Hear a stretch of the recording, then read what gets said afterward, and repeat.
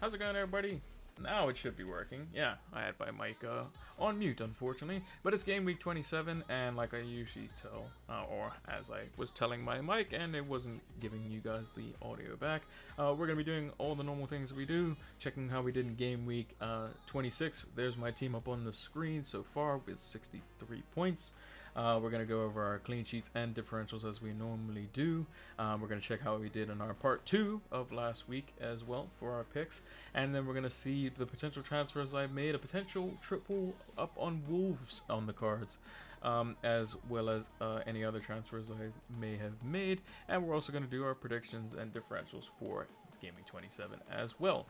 So let's get started. We're going to go towards the latter half of the week here. I have the part 2 of the tweet as well.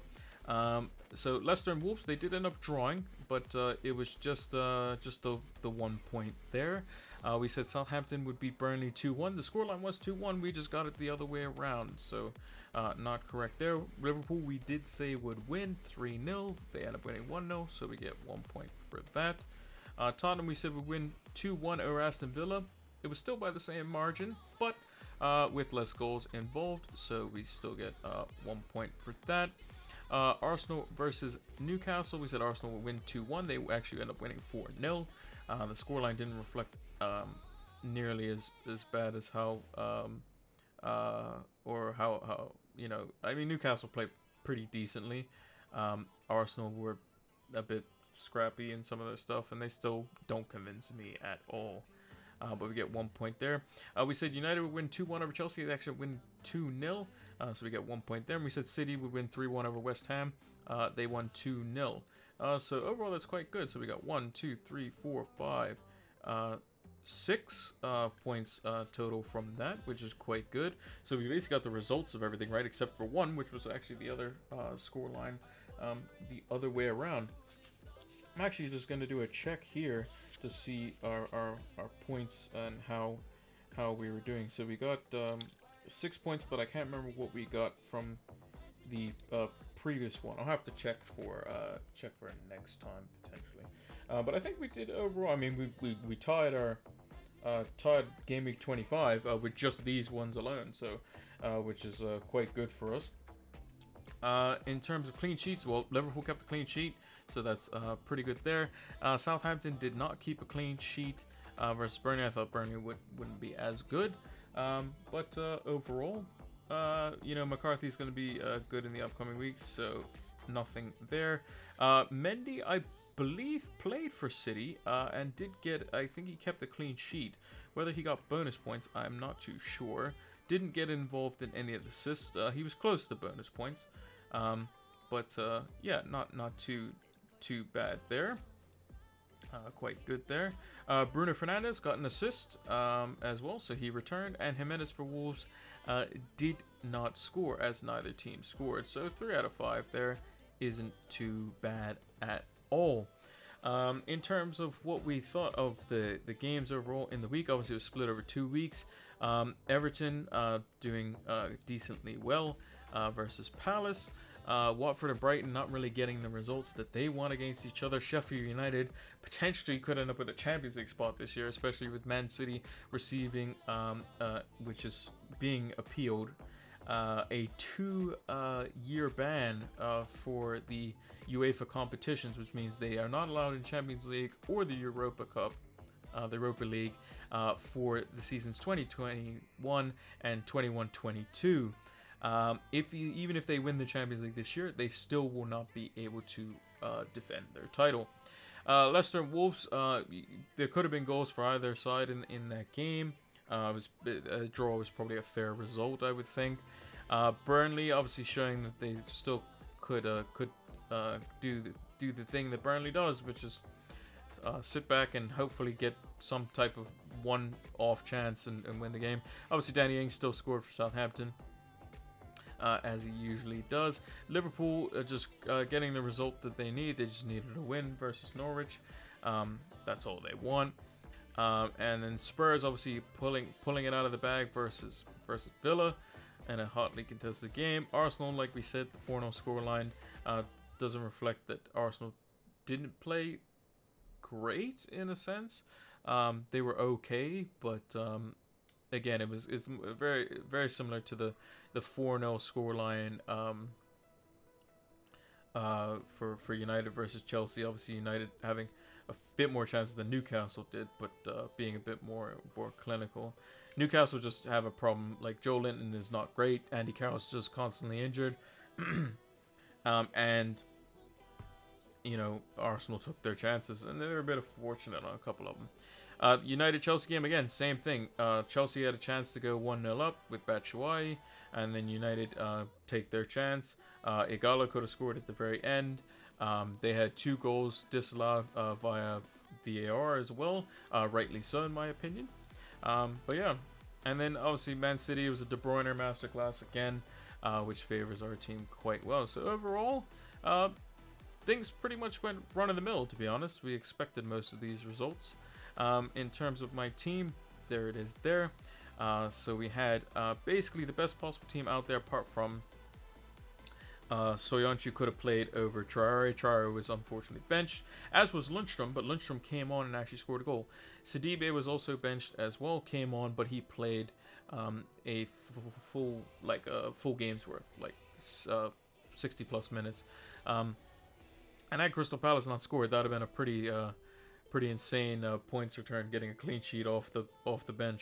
Had like Palace scored before he came on, so that would have been quite nice. Obviously, would have liked to have our captaincy on De Bruyne, but obviously Grealish getting returned, same with Mane. De Bruyne double return bonus. Trent getting bonus points and a clean sheet. Lundstrom getting a goal. Calvert-Lewin getting goal assist. Overall it was a very very solid game week for our team. Like I said, with just Soyuncu, but obviously we had Traore going against Leicester, so we just want to play the attackers in that game rather than playing the defenders.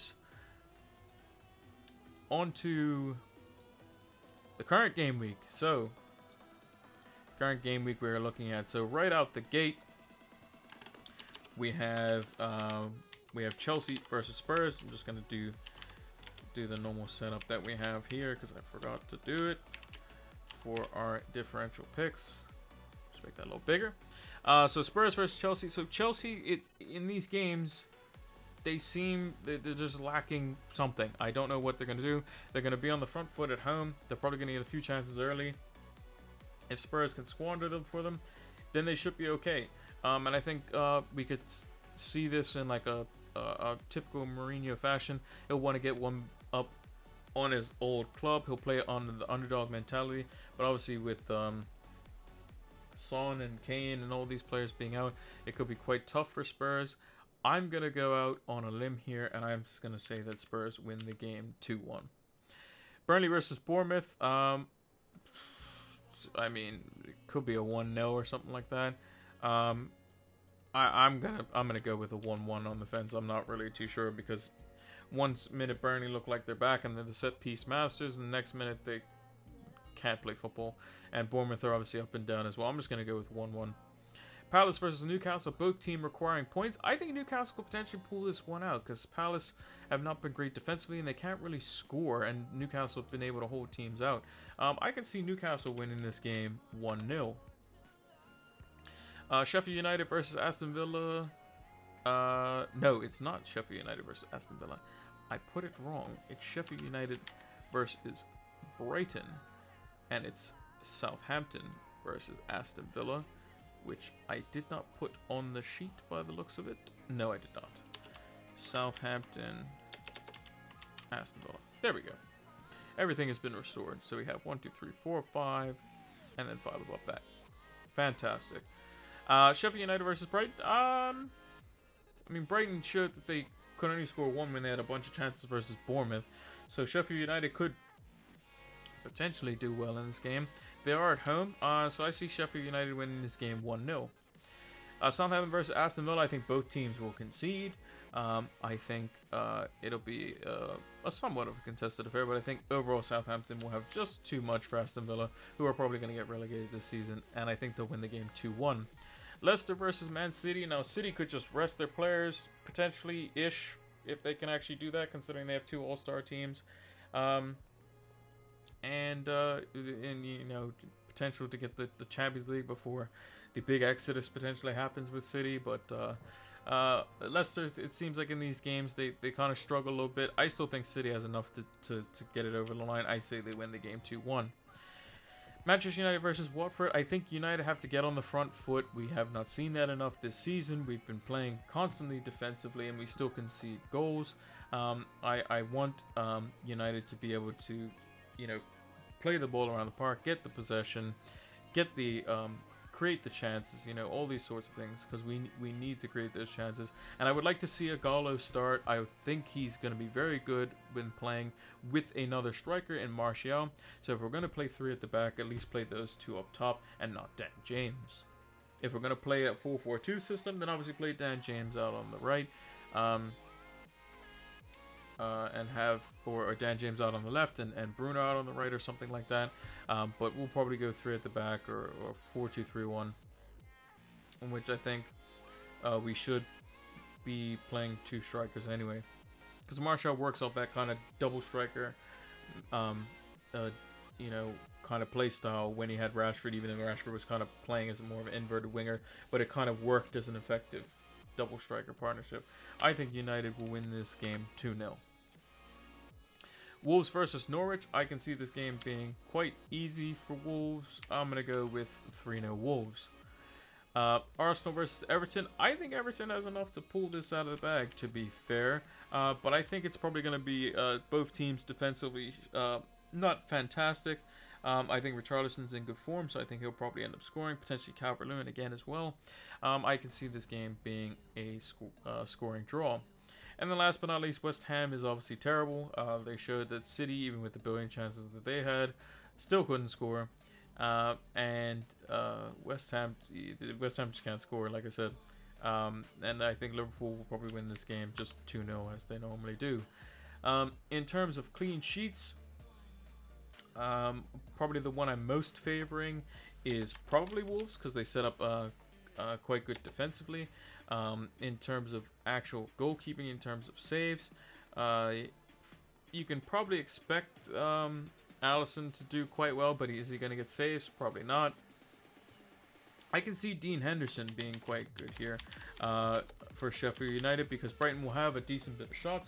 Whether they score them or not is what they've been lacking. They have a decent bit of shots, but they just can't score.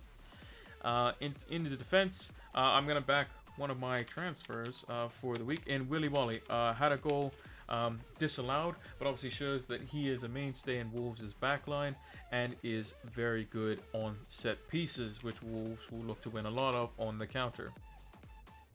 Moving into midfield, I think you just have to go with Sadio Mane. I just can't look past him.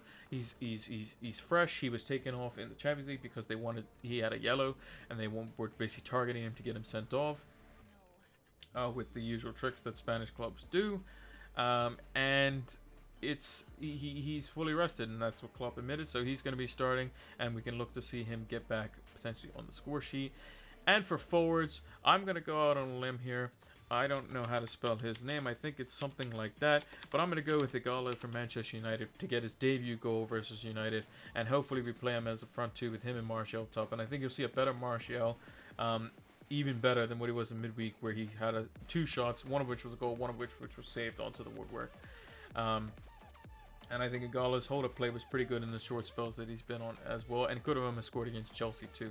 So I think those are the differentials that we're going to go with there. The games that are probably the hardest ones to predict, I think the Leicester City game is always difficult because you don't know what type of City's going to be in. And then Burnley Bournemouth is probably another one that's kind of a toss-up in the air as well. So, our current team is as shown on the screen right now. So the transfers that we did make, if we, I'm just going to go to the transfer screen now. So basically what we did is we took out Kelly, who is still currently injured, as far as I know. I'm just going to double check that. And I think he was being out of favorite. He was also reduced in price as well. Palace just haven't been great and could be looking potentially at relegation as well, depending on if they drop more games. So we took him out. We took out Mason Greenwood, and we took out Jamie Vardy because Leicester have been not great in terms of attacking wise. Yes, they have a good run of fixtures here, and we may want to get him back in. But obviously they have City this week, and City's obviously not great themselves. Um, and Jamie Vardy's just been obviously out of form, and it seems like Leicester's going through that kind of burnout like phase, as it were, in the latter part of the season, and they should be looking at the people below them rather than the people above them in terms of staying in the top four as well. And obviously we kept Calvert-Lewin, that was another consideration. But he's a cheaper striker. I think the forwards with the cheaper front line is quite well. Potentially the Galo starts starting game in, game out.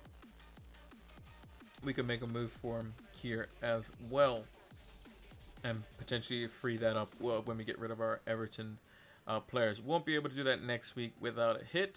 Um, but if we're going into game week 28, basically we're going to play. We have McCarthy, who's going to be away to West Ham.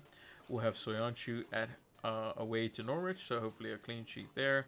We obviously have our Liverpool players um, at away to Watford, so Lundstrom obviously has a blank just like Henderson does. Willy Bolly is in. He has Spurs away, but obviously Wolves play pretty good against the teams that are in the Big Six, as it were. So basically we can have Willy Bolly, Trent, and Soyuncu with Sidibe as a potential backup, because I think that Sidibe may be on bar time potentially, but we'll have to see this week depending on who we play. And I kind of don't like playing players against my own team, and I think Willy Bolly has a better chance of basically getting a set piece goal versus Spurs because they're not great defensively. So that would be our one goalkeeper, our three down the back. In midfield, obviously Grealish and De Bruyne. They actually no, we'll have to play Sidibe, and I'll say why in a second. So Grealish has a blank as well in game week 28, as does Kevin De Bruyne, which means we can only play the three in midfield of Salah, Mane, and Traore, and then we'll have the three up front. So we have to play 4-3-3 next week, and that's set in stone. So we got to play them regardless. So unfortunately, we want Calvert-Lewin to score with a Sidibe assist, and then we want United to beat them 3-0 all through a Galo. That's what we want. Or Martial. Doesn't really matter too much. And then obviously, like I said, we have Ings obviously playing away to West Ham. And then Jimenez as well. Our team, we'll come check the transfer value in a second.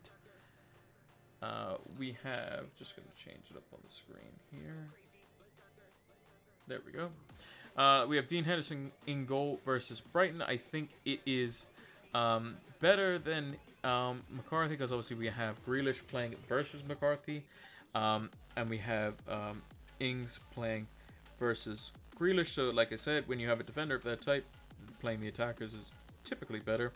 Willy Bolly obviously goes straight in. We transferred obviously him in.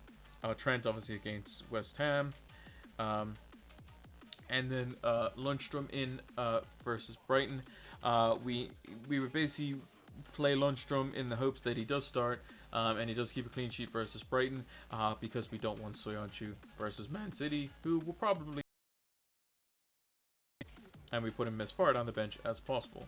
The only other option would be Sidibe versus Arsenal, but I can't guarantee him start.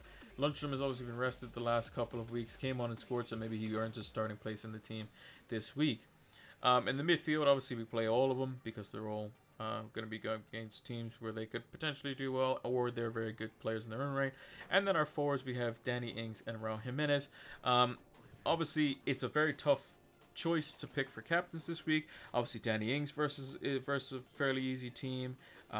Liverpool players obviously all against a weak team. Same with Wolves. I have it on Salah at the moment. That could be switched to Sadio Mane just because he's fresh. But I think I'm going to keep it on for Salah at the moment. I can't decide, basically. I might just flip a coin later.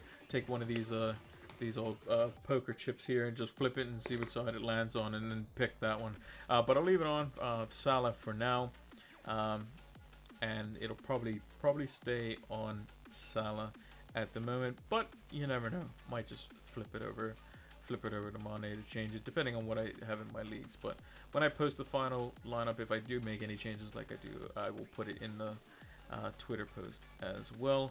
And then obviously on the bench we have Calvert-Lewin, Sidibe, and Soyuncu. Calvert-Lewin obviously away to Arsenal. The only argument for him is potentially him for Grealish. So technically, I could play Calvert-Lewin in for Grealish and then put McCarthy in goal if I wanted to. If I wanted to make my defense a little bit more, versatile as it were. When Sheffield United played Brighton last, Brighton didn't score, and they did quite well. So I can expect the same, but even better at home. So I think we're going to keep it with that. For the transfer of value, let's see how much value we got. So Dean Henderson has gone up 0.5 for us, which is very good. Soyuncu has dropped obviously a little bit since we haven't, but we've had him since 4.5. Trent's almost 8 million at this point. Lundstrom is still holding us value. Sidibe stayed level. We just brought Bali in. Grealish is getting us value. Same with Salah. Mane obviously we had since early days. Same with Kevin De Bruyne. Actually, we took Kevin De Bruyne out. I think it was 9.5 initially, and then brought him back in. Travis doing quite well. Calvert-Lewin doing well. We just brought in Danny Ings, and we got a little bit of a boost on Jimenez at the moment. So that's going to do it for this week. Make sure to check the video out on YouTube as well. And make sure to check out all the other videos as well. We're going to be putting a lot of videos on there. Obviously not all FPL, but there's going to be a bunch of different things on there as well. And it's Pilot Flame 226. You can see it in the description on the Twitch channel below. Make sure to follow us on Twitter so you know when we go live. And hopefully everyone has a good Game Week 27 with the blank Game Week coming Game Week 28. And I know some people are bench boosting this week, some people are doing a whole bunch of different things, but we'll have to see. I'm keeping all my chips, as it were, in my hands here, not just for flipping, but also for free hits as well. Obviously these are just poker chips, not it's metaphorically speaking for the bench boost, triple captain, and free hit. But yeah, that's going to do it for this week. Like I said, look out for the lineup, and hopefully we can get a slightly bigger increase in rank than we did last week. Only 3k places up. We want to get back inside the top 50k where we were for the longest time. So that's going to do it. I hope you all have a good game week, and until the next video, take care.